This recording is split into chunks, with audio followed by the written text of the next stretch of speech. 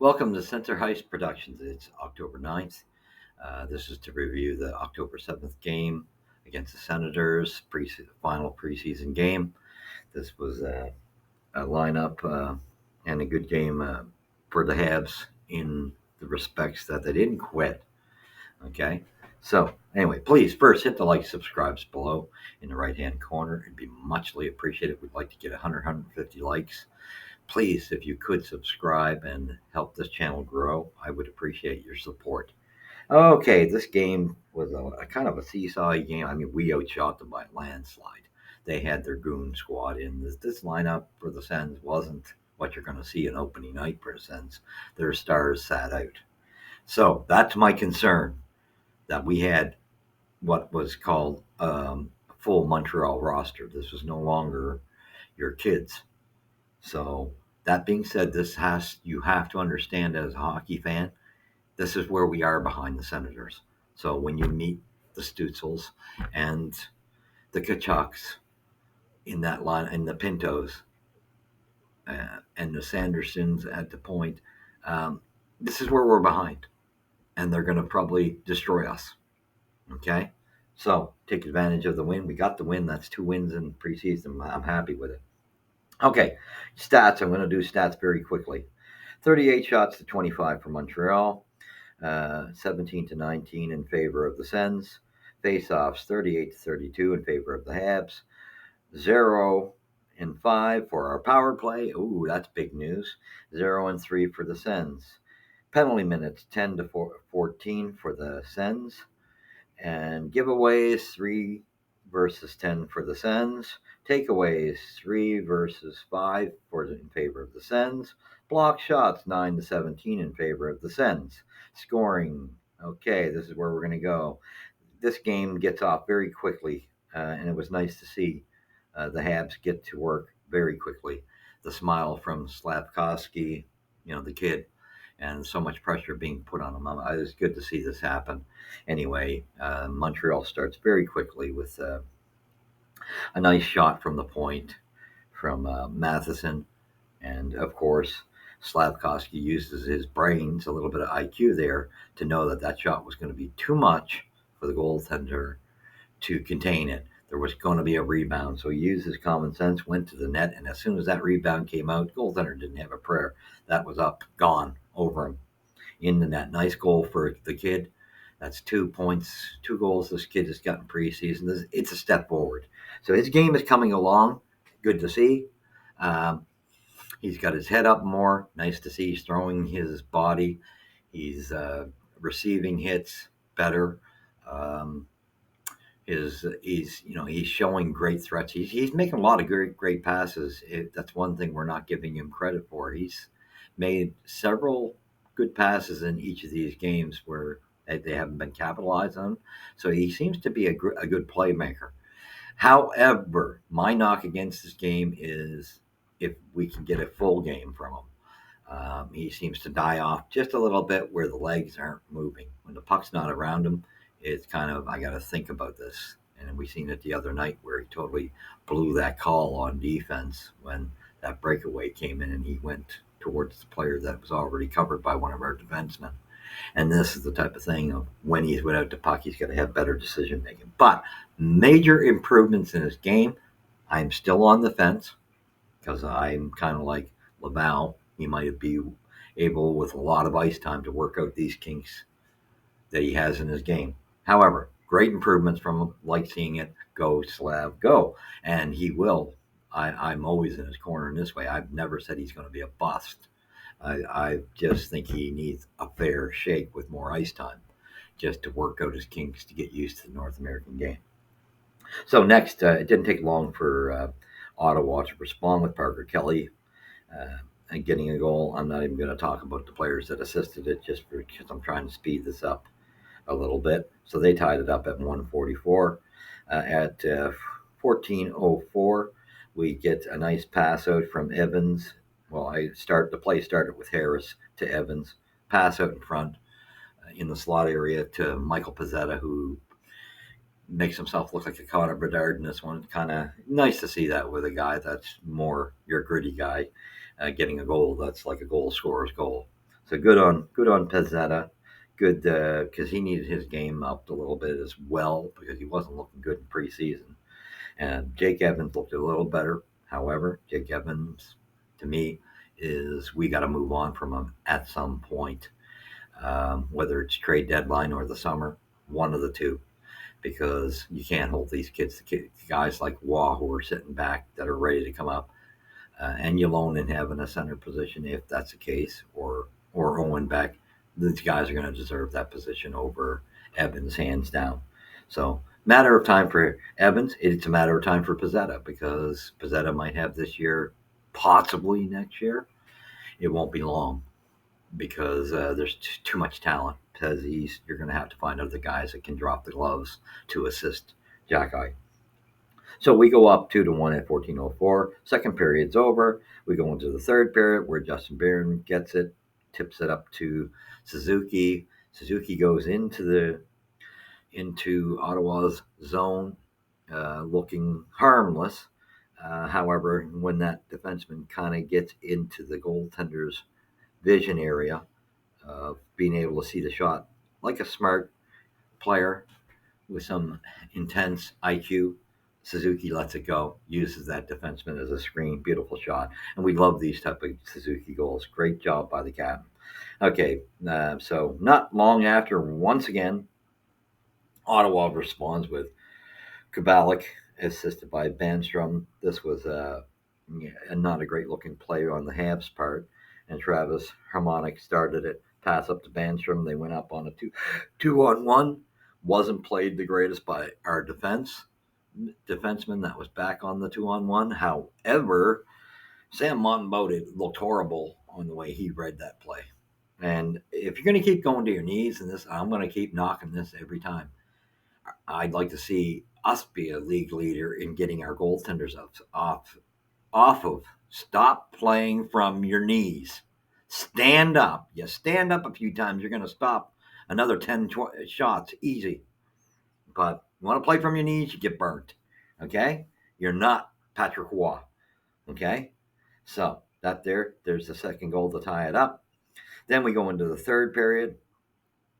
Roby Jaravanti, or Jaravanti, I'm not sure how they pronounce it, assisted by Josh Bailey and Larson for the Sens, gets them tied with the Habs. Then they go up on a dumbass bonehead play by Montembeault to, instead of seeing the Senator too close in, being too much of a threat, IQ, common sense tells you cover that puck up.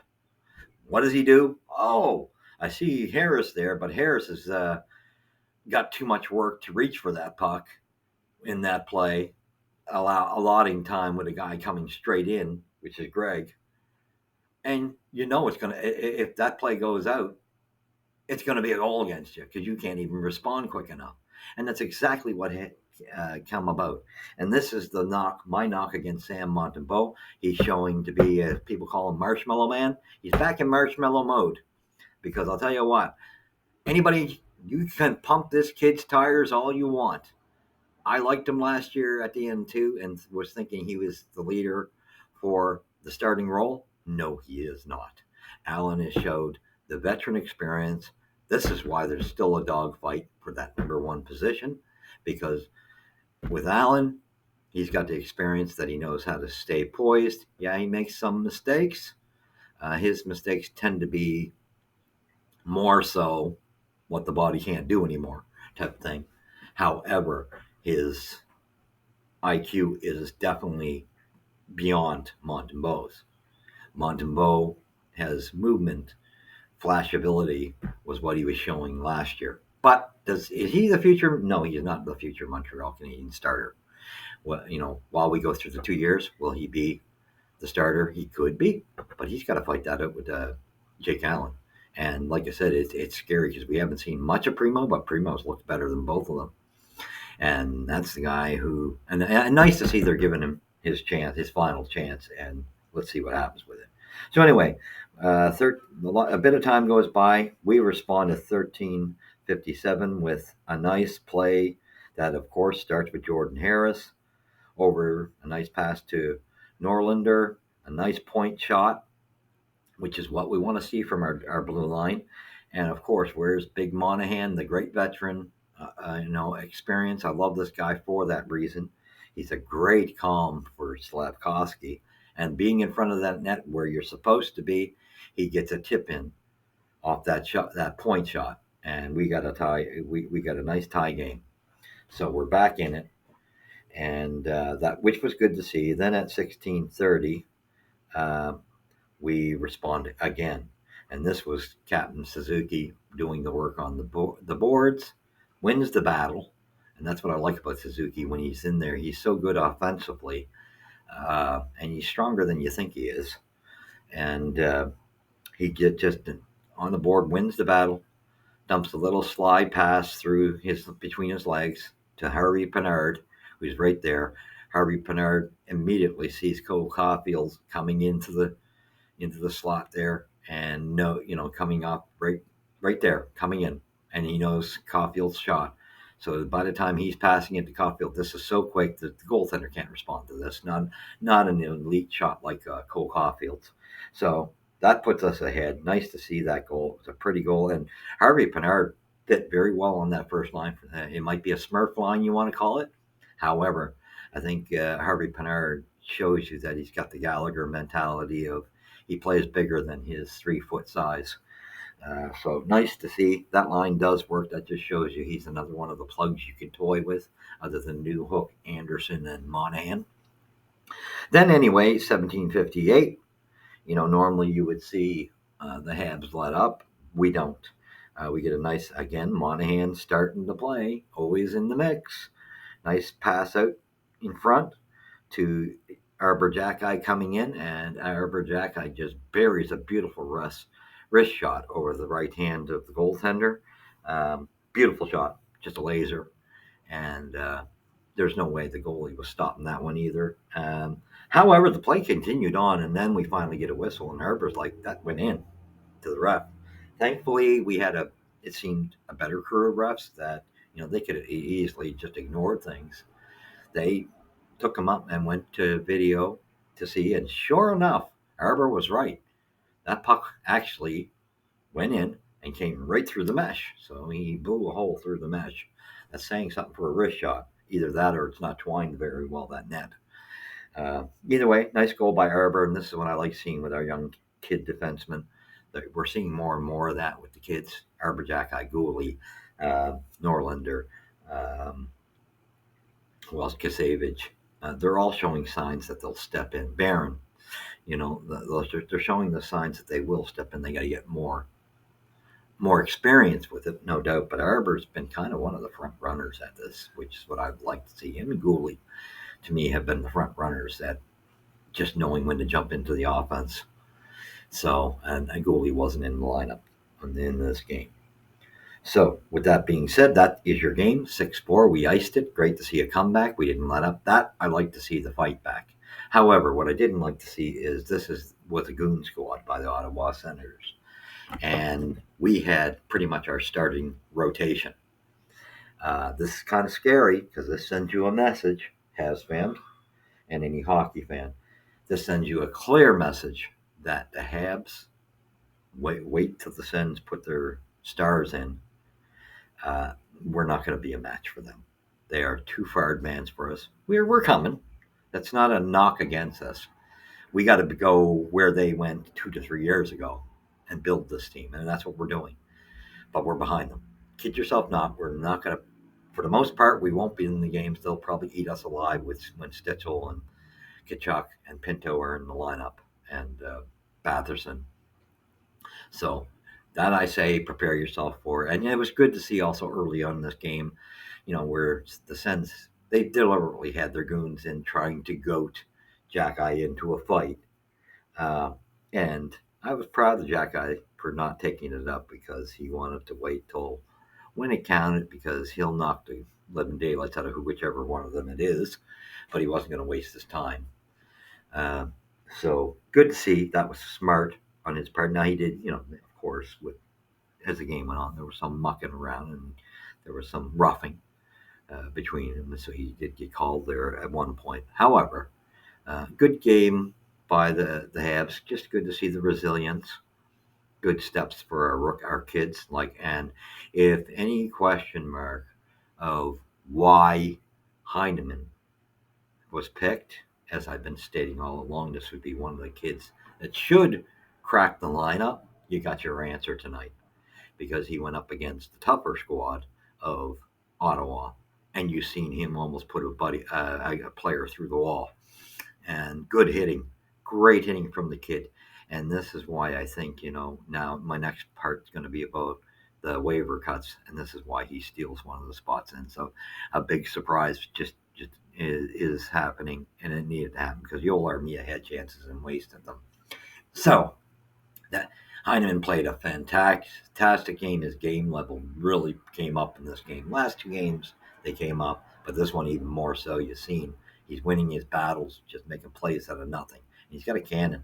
It's a matter of time before he starts corking goals. But remember, they got to gel with the players around them. So with him, Evans, and Ylonen, that seems to be an okay line. Yep. And so not a bad, or was it Pizzetta?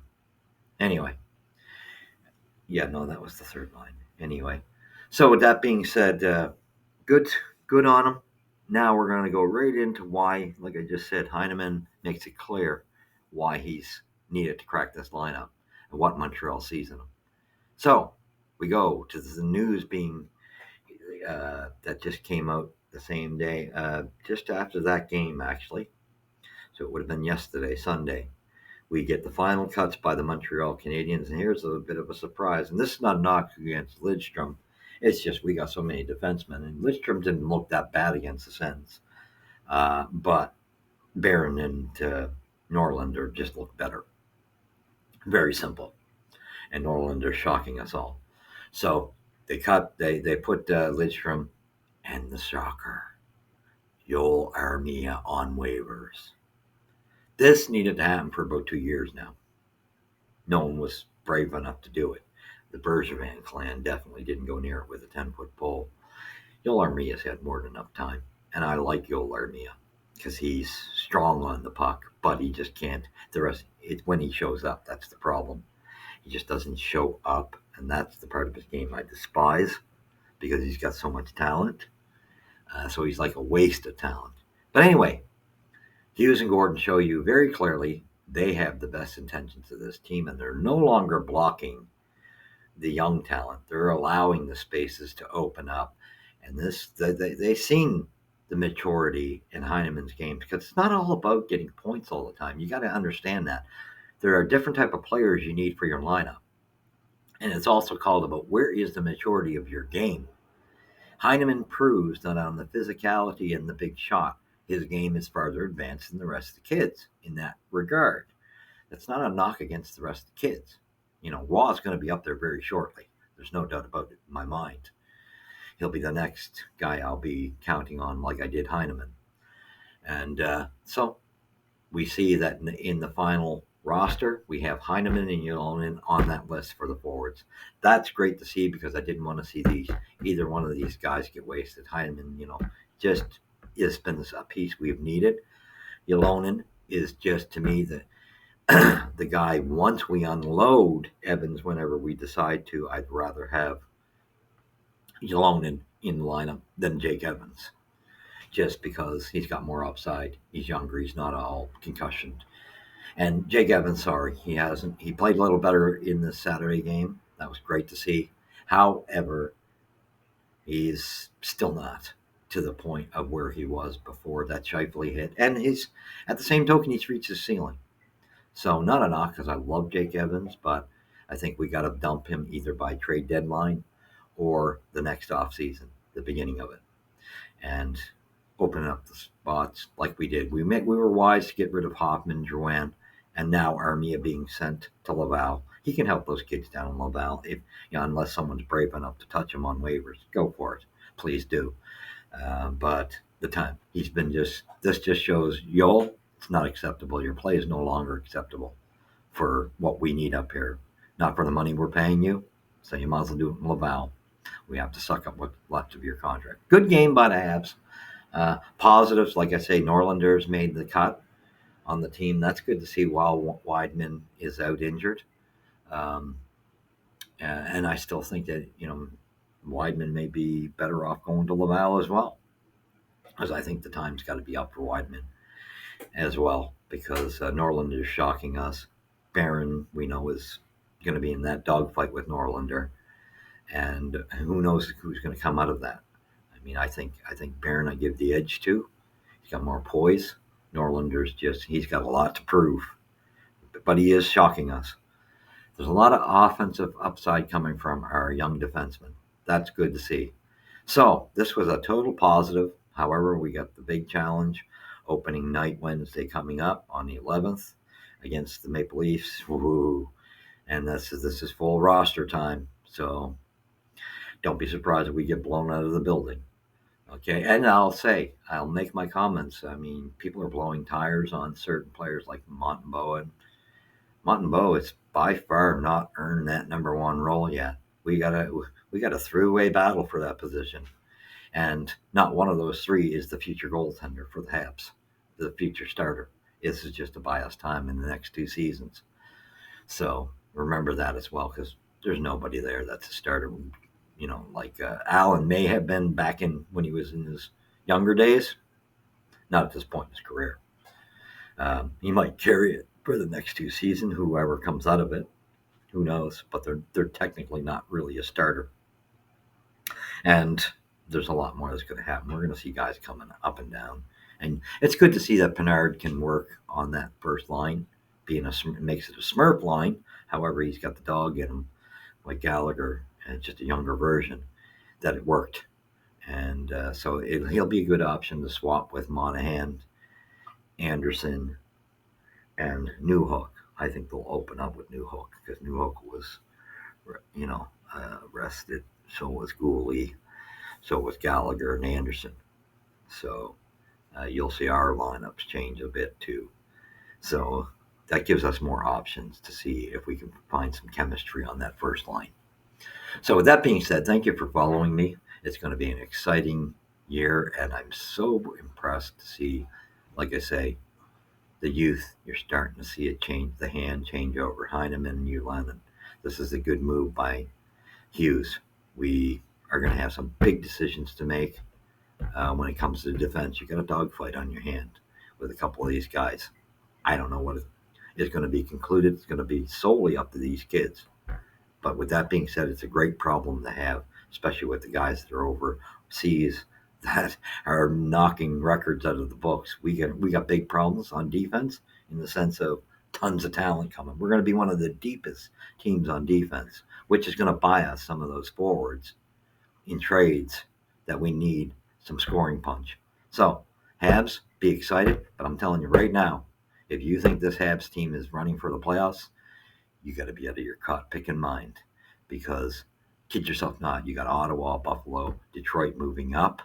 You've got the Sens, Washington, Tampa Bay, Boston moving down, and Tampa and Boston are only moving down slowly. So they're still solid enough that they're still going to be around, fourth position, third, fourth position. They're only coming down slowly. It's not fast enough. Okay, it will catch up to them, just not yet. They're still too good to miss the playoffs. Now, Sens and the Capitals, that's a different story. They could be dogfighting it out with Florida. And Florida's got big trouble on the way, because I don't know if they can pull off making the playoffs again. With Pittsburgh making the move of Carlson, I'm not a big fan. However, that might be just enough to give Pittsburgh that slight edge over Florida making a playoff. So that's what I expect. The Habs will get 6 to 10 more points than they did last year. I don't believe for one moment we're going to be over 25th position. You're hearing it here at Center Hice. Remember, you heard it here. I say 25th below. If we get 25th, it would be a shock. That'll be as high as we go. It'll be lower. I still say, 6 to 10 points. It'll be an improvement, but teams are just too good in the East. Just too good. But we're coming. So, get positive, because the big things are going to happen. I would say within the trade deadline time, off season, probably huge, the next one. So With that being said, where's the puck drop first here at Center Hice? Please subscribe. I would really appreciate your support. Leave your comments. I'm interested in hearing them, and we can discuss them.